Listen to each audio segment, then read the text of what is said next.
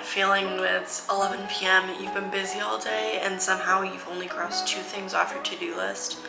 That used to be me every single night. And I thought the problem was that I just needed to try harder. It wasn't. The problem was my system, or honestly, the fact that I didn't have one. I spent the last year testing everything. Time blocking, the Pomodoro method, those apps that promise they'll fix your life. Some of it was genuinely terrible, but 10 things actually stuck. And now I'm not staying up till 2 a.m. pretending I'll be productive tomorrow.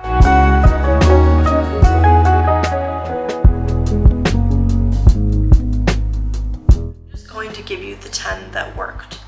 No fluff, no just wake up at 5 a.m. nonsense.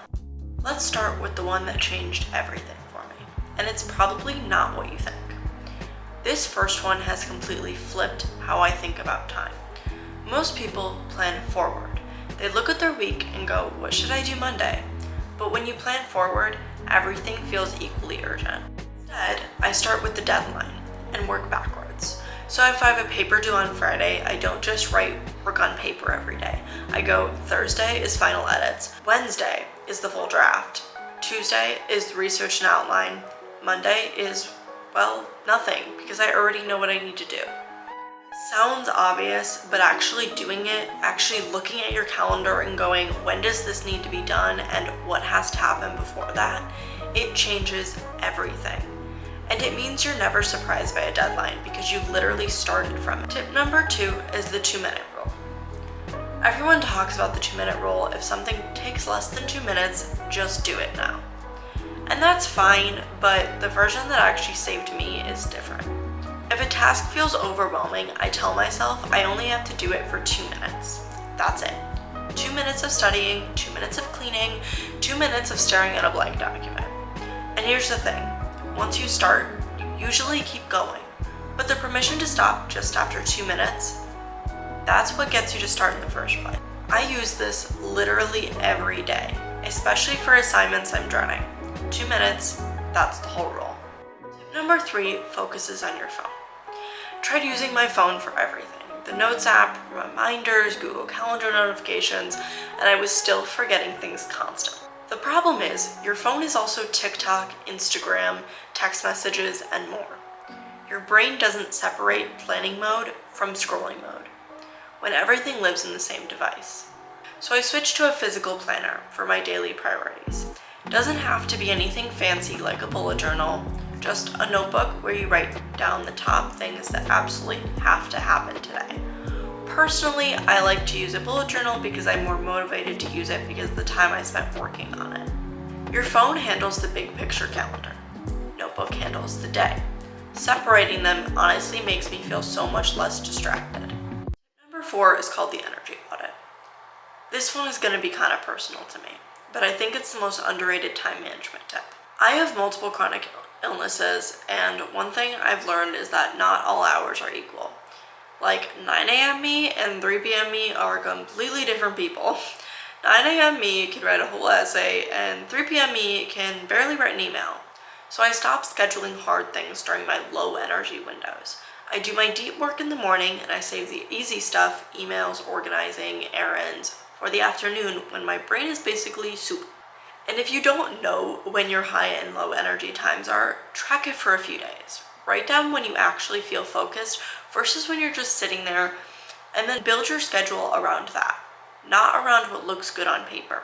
I used to spend hours planning my week on Sundays, and honestly, it made me anxious. Now I do 10-minute resets, and it's 3 things. First one, I look at my calendar for the week and make sure I know what's due. The second one, I pick my top 3 priorities. And 3, I make sure that there's at least one thing on there that's just for me outside of school, work, and content creation, whether it be a date with my partner or coffee with a friend. The last one sounds like it's not a time management tip, but when you go a whole week with nothing to look forward to, you burn out way faster. And burnout is the worst time management problem there is. So you know those random 15-minute gaps between classes, or waiting for laundry, or even sitting in the car or a waiting room before an appointment? Most people scroll.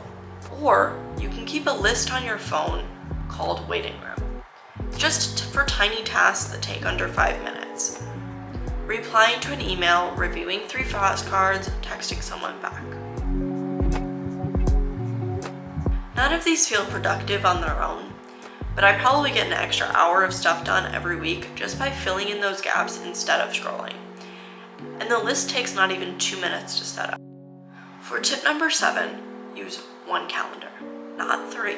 I used to have a paper planner, a wall calendar, a Google Calendar, and a to-do app. And I was constantly missing things because they didn't match.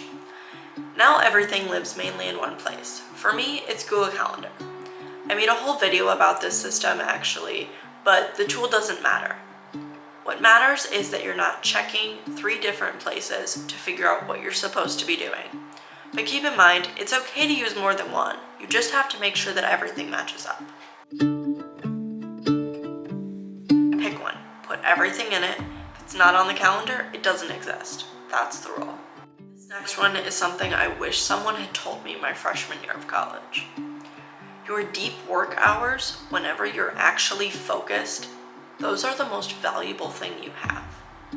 And they're also the easiest to lose. Someone asks to grab coffee, a group chat blows up, or you decide to just check something real quick. So I started treating my focus time like a class. It's on my calendar, it's non-negotiable. If someone wants to hang out during that block, the answer is, I can't, I have something then. Because you do. You have a meeting with your own brain. It sounds dramatic, but trust me, try it, and I promise you will see a difference in your productivity levels. All right, this one's a mindset shift.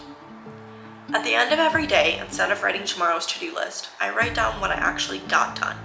Even small stuff, answered 3 emails, finished 1 section of my outline, actually ate lunch. Here's why it works. When you only look at what you didn't do, every day feels like a failure, even when you are productive. The done list trains your brain to see progress and honestly makes me way more motivated to start my day. Number 10, you can change the system. This is the most important one, and that's why I'm putting it last, because I actually want you to remember it.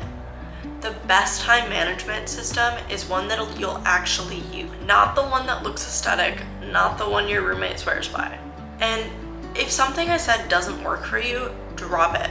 Try something else. The point isn't to be perfect, it's to find what sticks.